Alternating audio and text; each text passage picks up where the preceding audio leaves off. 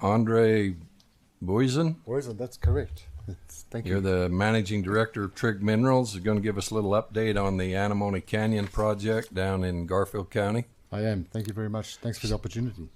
State your name and who you're with, and go ahead.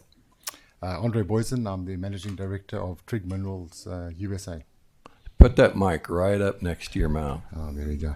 Is that better? Yeah, thank you. There we go. Andre Boysen, managing director of Trig Minerals.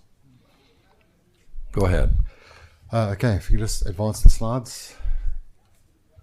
Just give your story, what you're doing down there. Okay, so is someone advancing the slides for me? Thanks. Thank you. Can we just go a couple ahead more? Next, please.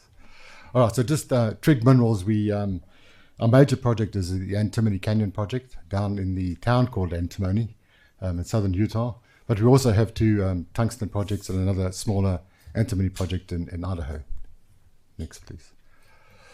Just our team, quick snapshot of our team. Very well experienced team. We think we probably got the most experienced antimony mining team, definitely in the USA, and one of the best in the world. In Utah, we call it antimony. Antimony. In Australia, if you want to call it antimony, you go right ahead. I've got to keep reminding myself to call it antimony. So for those of you who don't know much about antimony, the US demand for antimony is about 25,000 tons of metal per year in various forms. They actually produce nothing in the USA. We don't have the figures on the defense usage. So it's probably closer to 30,000 tons of metal per year. At the moment, they're fully reliant on China and other countries. There's a small antimony smelter in Montana, owned by the US Antimony Corporation, and but they only produce about 1,200 tons of antimony per year. So there's no actually producing antimony mines in the US. So part of us helping to solve that problem with this critical mineral is we have a world-class high-grade antimony deposit down in Utah, like I mentioned, in the town of Antimony. And we don't just want to mine it and process it. We actually want to take it downstream and smelt it and produce the metal itself within the US as well. So from exploration to mining, processing to smelting all the way. So that's a separate project we're running, and we're also working with the people from the inland port in Utah for a good site for the smelter as well. It's probably be in the vicinity of Cedar City. As I mentioned before, we've got a great team.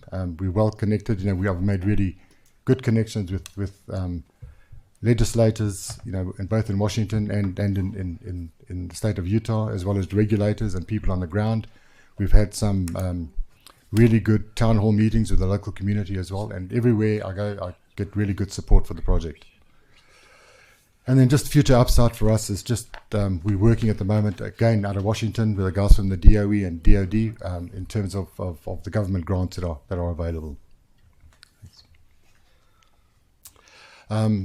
Just quickly about antimony itself. So a very crucial use of antimony is in the defense industry.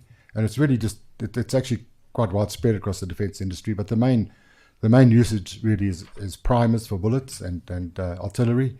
And it's also used combined with lead in bullets, artillery shells, in missile systems, optical systems, etc. So it's a crucial mineral, not just for the defense industry, but across the board.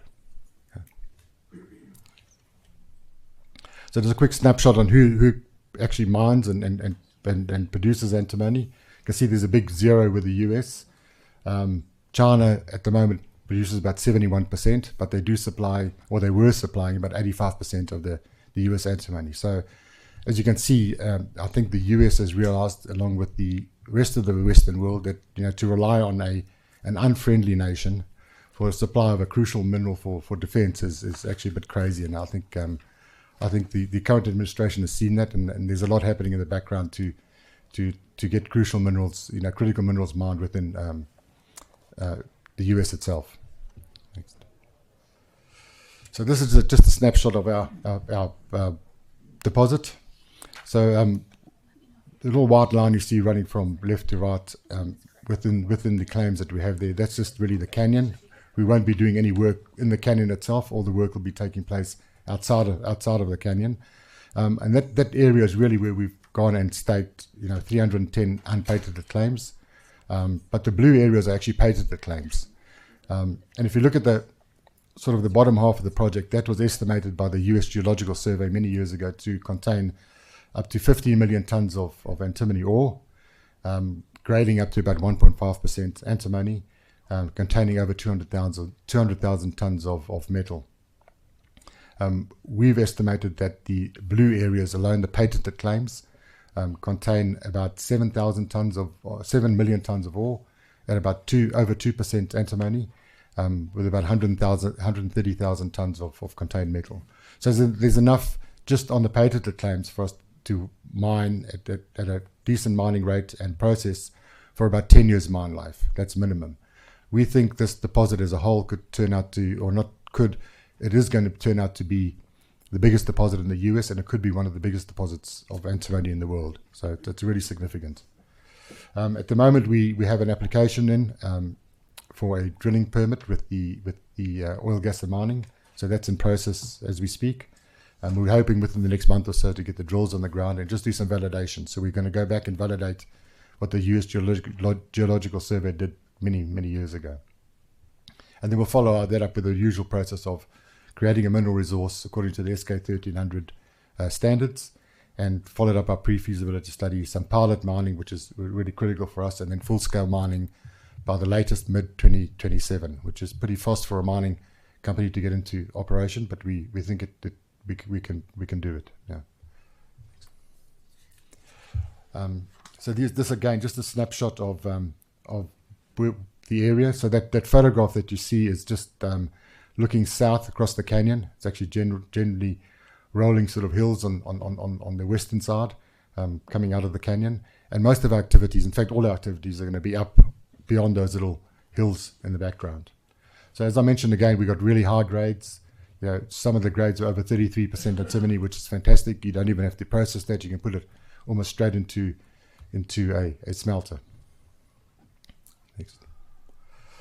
So just some benefits, some high-level benefits, besides the social issues.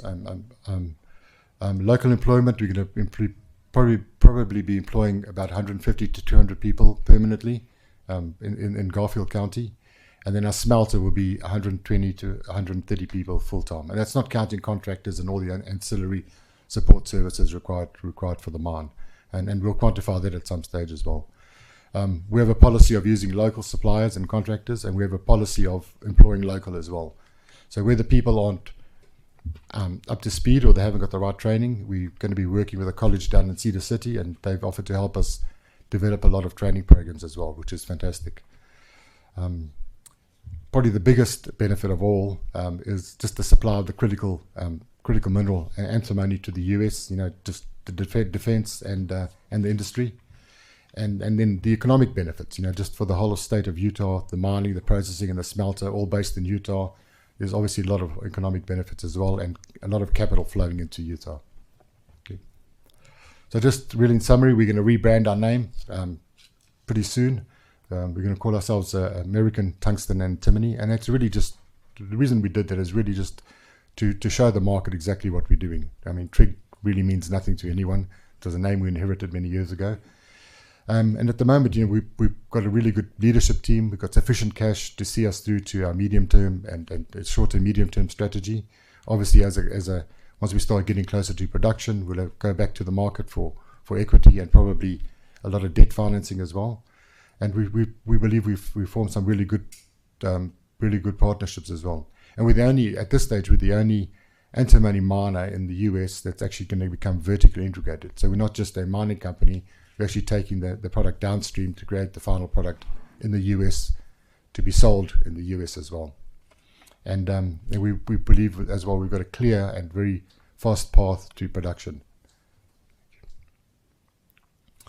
And thank you very much for your time. I've just thought I'd end it off. I had a request from one of the centers this morning to put up some pictures of some of the old timers and of the area. I'm happy to take any questions, and thank you very much for the opportunity. Well, thank you, Mr. Brusen, for traveling all the way from Australia. We appreciate that. My pleasure. I have three questions, and I do have a light. So have you purchased the patented claims? Yes, we own those 100%. Or do you plan on patenting some more? I don't believe there's any other private. There might be a small parcel, 2 or 3, but I think that all the patented claims in that area we've bought already. Okay, There's is 20. it on BLM land? No, the rest of the land is on U.S. Forest Service. Okay, Forest Service. Yeah, it's part of the Dixie Forest. And do you plan to take the ore by truck to Cedar City? Is Yes. that what I understood? Yes, that'll be the easiest way to get it. And is that where you're going to build your smelter? That is almost certain. Yes, we're working very closely with the inland port guys and the local people in Cedar City. How many trucks per day? Hard to estimate, but we'll probably do it on a weekly basis, and they're probably about 20 trucks a week. That's an estimate. Okay. Yeah. And you mentioned that you're working with SUU for training of people. Yes, we're not working with them. We just made contact with them, and they've actually offered help to help us develop training programs. You might want to check out Snow College. Excuse me, Snow College in Richfield too. Okay. Senator Owens. Yeah, thank you, Mr. Chair. I appreciate you coming, sir, all this way and for having the vision just ahead of time before our country's cut off from China in this critical supply. So thank you for the forethought and vision to be here.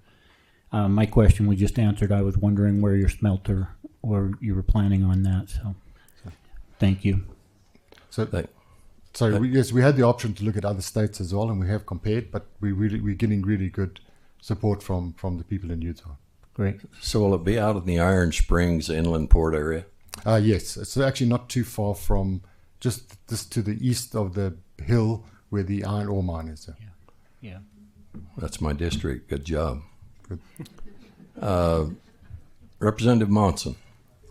Yeah, so this is my district. We've met, and I thank you for coming and Representative. presenting here in person. I want to make sure that we recognize what y'all have done to work with the local people that live in these places, but also the local counties, the state. That's important to us, and I would encourage that further to keep working with the locals, with the counties, with the cities that are involved. Especially in rural Utah, that means a lot, and you'll get a lot more buy-in that way by working with them versus against them. And I agree. Thanks for coming and choosing this area. I think we have a lot of work to do that we can make sure that this is very beneficial. So thank you. Yeah, thank you, Representative. Thanks for the support. And we have had 2 town hall meetings. I personally had 2 town hall meetings with the local people, and they're very supportive. They all just want their families back in the area to be working and living with them. There was a TV report on it a while back.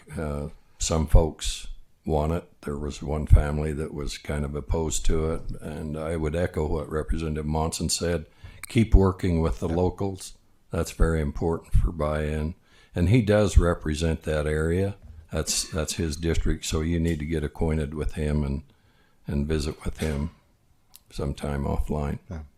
But thanks for coming. Thank you. Any other questions from the committee? I see none. We appreciate it, Mr. Boozen. Thank you. Thank you very much, everyone. Appreciate it.